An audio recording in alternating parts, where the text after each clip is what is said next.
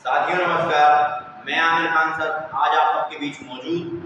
आज हम 10th class के एसएसटी सब्जेक्ट के पॉलिटिकल साइंस के चैप्टर फर्स्ट की चर्चा करेंगे, जिसका नाम है पावर शेयरिंग यानी कि सत्ता की साझेदारी।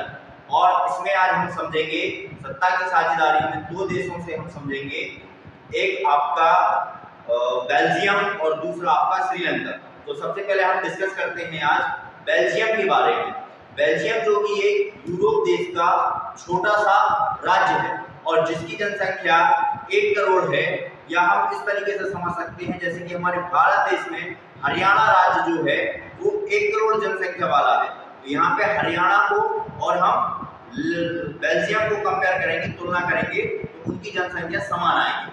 और यहाँ पे बेल्जियम का बॉर्डर अगर हम देखेंगे तो ये फ्रांस से लगता है, नीदरलैंड से लगता है, लग्जमबर्ग से लगता है और जर्मनी से लगता है। इसकी बॉर्डर की सीमा 4 देशों से लगती है, जो कि एक फ्रांस है, दूसरा जर्मनी है, तीसरा नीदरलैंड है और चौथा लग्जमबर्ग।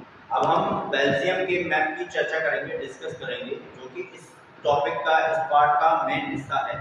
तो यहाँ आप नॉर्थ एरिया में देखेंगे तो फ्लैमिश रीजन में 59% डच लैंग्वेज का यूज किया जाता है, और जबकि आप यहाँ साउथ एरिया में देखेंगे तो यहाँ पे 40% ब्लेनियो रीजन है और यहाँ पे फ्रेंच लैंग्वेज यूज की जाती है। अब जो बचा हिस्सा है साइड में आप देखेंगे ब्लू स्पॉट आपको दिख रहे हैं, तो वहाँ पे 1% लोग जर्मनी लैंग्वेज यूज करते हैं। अब हम बात करते हैं इस मैप में, आप देखें ब्रुसेल आपको नजर आ रहा होगा मैप के सेंटर में, तो ब्रुसेल ये बेल्जियम की कैपिटल होगी। अब कैपिटल में हम देखते हैं कि 80% आपकी फ्रेंच लैंग्वेज यूज की जाती है और 20% यहाँ पर डच लैंग्वेज यूज की जाती है, जो कि यहाँ पे कंट्री से और कैपिटल से आप कंपैरिजन करें, तुलना करें, तो यहाँ पे पूरा ऑपोजिट है। कंट्री में आप देखेंगे तो यहाँ डच लैंग्वेज आप देखेंगे तो डच लैंग्वेज ज्यादा है कंट्री में, और जबकि आप कैपिटल में देखेंगे तो कैपिटल में फ्रेंच लैंग्वेज ज्यादा है मेजॉरिटी के मामले में। तो फ्रेंच 80% और डच है वहाँ पे 20%। तो इस तरीके से हम कंपैरिजन करेंगे तो कैपिटल हमारी जो राजधानी है बेल्जियम की ब्रुसेल, तो वहाँ पे फ्रेंच लैंग्वेज ज़्यादा यूज होती है।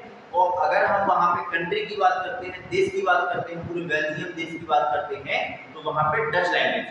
अभी आप लोगों के सामने बेल्जियम के मैप की चर्चा हो चुकी है। अब हम बात करते हैं, मैं बात करता हूँ यहाँ पे बेल्जियम के कैपिटल ब्रुसेल के बारे में।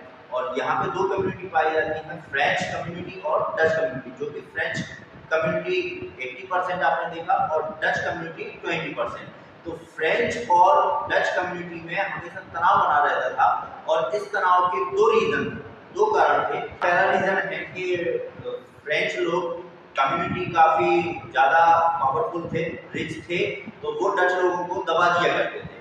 और दूसरे रीजन की हम यहाँ पे बात करते हैं तो डच लोग काफी कम्युनिटी कम थी, डच की कम्युनिटी कम है यहाँ पे।